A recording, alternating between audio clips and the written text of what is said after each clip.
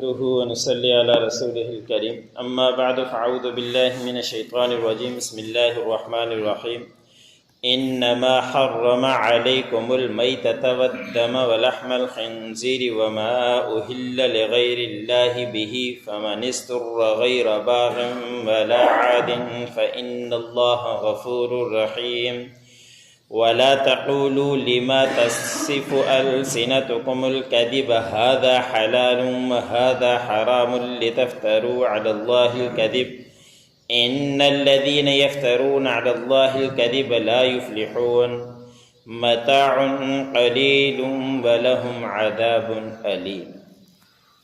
سورۃ النحل کا درس چل رہا ہے۔ اسی سورت کی آیت نمبر 115 سے لے کر 117 تک تلاوت کی گئی۔ گزشتہ آیتوں کے اندر اللہ رب العزت نے فرمایا جو کچھ اللہ رب العزت نے تمہیں حلال اور پاکیزہ رزق دیا ہے، طیب رزق دیا ہے، اس میں سے کھاتے رہو اور اللہ رب العزت کی نعمتوں کا شکر ادا کرتے رہو۔ اگر تم اسی کے اوپر اسی کی عبادتیں کیا کرتے ہو تو جتنی بھی اللہ رب العزت نے نعمتیں دی ہے ان پاکیزہ حلال نعمتوں کو کھاؤ اور کھانے کے بعد اللہ رب العزت کا شکر ادا کرتے رہو۔ آج کی آیت میں اللہ رب العزت نے کچھ جو حرام چیزیں ہیں ان کے متعلق بیان فرمایا ہے، اور اس سے پہلے صورت انعام کے اندر اس کی تفصیل گزر چکی ہے کہ کون سے جانور حلال ہے، کون سے جانور حرام ہیں۔ یا مختصر بیان فرمایا کہ بے شک اللہ رب العزت نے تمہارے اوپر مردار کو حرام کیا ہے، جو اپنی موت آپ مر جائے یا کسی پہاڑی سے گر کر مر جائے یا کسی ٹکر سے مر جائے تو اس طرح کے جانور حرام ہیں، اس کو کھانا جائز نہیں ہے۔ ایسے ہی اللہ رب العزت نے فرمایا کہ جو خون ہے کہ جانور کو جب ذبح کرتے ہیں، ذبح کرنے کے بعد جب خون بہہ رہا ہوتا ہے جو چھری چلانے کے بعد، وہ خون حرام ہے، اس کو استعمال نہیں کر سکتے۔ ایسے ہی خنزیر کا گوشت وہ بھی حرام ہے، خنزیر کو نہیں کھا سکتے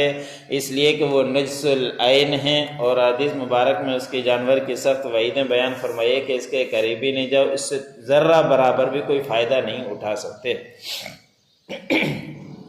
ہاں اگر کوئی جانور مر جائے اور اس کی کھال ابھی تک نہیں اتاری تو اس کی کھال اتار کر اس کا استعمال کر سکتے ہیں۔ اس کے بخاری شریف کے اندر حدیث آتی ہے کہ نبی کریم صلی اللہ علیہ وسلم نے دیکھا کہ کچھ لوگ بکری کو کھینچ کر کہیں کوڑا کرکٹ میں پھینکنے جا رہے ہیں، تو آپ صلی اللہ علیہ وسلم نے دیکھا، آپ صلی اللہ علیہ وسلم نے فرمایا کہ اس کی کھال کو کیوں نہیں اتارا؟ تو انہوں نے کہا کہ یہ مر چکی ہے۔ آپ صلی اللہ علیہ وسلم نے فرمایا کہ ہاں نظر تو آ رہی ہے کہ مری ہوئی، لیکن اس کی کھال اتار کر اس کو دباغت دے کر اس کو استعمال کرنا جائز ہے، اس کو استعمال کر سکتے ہیں، باقی چیزوں کو استعمال نہیں کر سکتے۔ لیکن خنزیر کا نہ بال استعمال کر سکتے ہیں، اس کی کوئی بھی چیز استعمال کرنا حرام ہے۔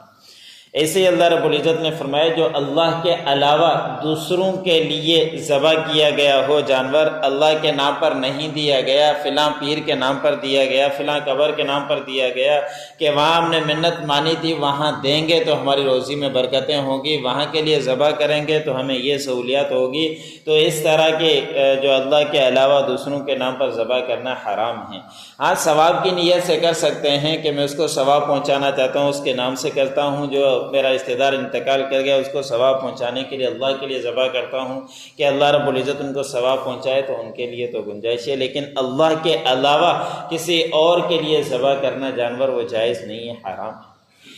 آگے اللہ رب العزت نے ایک مجبوری کی کیفیت بھی بیان فرما دی کہ کوئی انسان ایسی جگہ پر آ گیا، اب وہاں پہ اس کا سانس نکلنے کے قریب ہے، مرنے کے قریب ہے، ایسا مجبور ہو گیا، لیکن وہاں پہ کوئی چیز موجود نہیں ہے۔ اللہ رب العزت کی شان کے اس وقت بندوں کے لیے اختیار دیا ہے کہ جب ایسا سخت مجبور ہو گیا اور زیادتی کرنے والا بھی نہیں اور حد سے تجاوز کرنے والا بھی نہ ہو، تو اس وقت یہ مردار چیزیں بھی کھا سکتا ہے کہ اس وقت اپنی جان بچانے کی فرض ہو جاتی ہے، تو معمولی گنجائش ہے کہ اتنا استعمال کر لے جس سے اس کی جان بچ جائے۔ ایسے مقام پر ہے کہ پانی کی طلب ہے، پانی وہاں موجود نہیں سوائے شراب کے، شراب پینا حرام ہے اور اتنا استعمال کرنا اس کے لیے جائز ہے کہ اپنی جان جان بچا سکے۔ جان بچانا فرض ہے۔ اگر اس طرح کی کیفیت کبھی ہو جائے تو اس کی اللہ رب العزت نے اجازت دی ہے،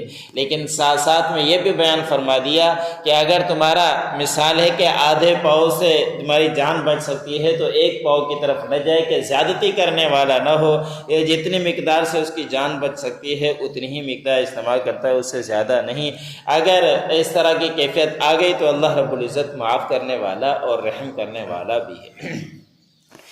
اگلی آیت میں اللہ رب العزت نے فرمایا کہ تم اپنی زبان سے، جھوٹی زبان سے یہ کہتے نہ پھرو کہ یہ چیز حلال ہے، یہ چیز حرام ہے۔ حلال اور حرام کا اختیار اللہ رب العزت کے پاس ہے اور کسی کے پاس بھی نہیں ہے کہ اپنی طرف سے تم یہ نہ کہہ دو کہ یہ چیز حلال ہے، میرے لیے یہ چیز حرام ہے، میں استعمال نہیں کرتا۔ جن کو اللہ رب العزت نے حلال قرار دے دیا ہے، آپ صلی اللہ علیہ وسلم نے حلال قرار دیا ہے، وہ حلال ہے، اور جن کو اللہ رب العزت نے اور آپ صلی اللہ علیہ وسلم نے حرام فرمایا ہے وہ چیزیں حرام ہی ہیں۔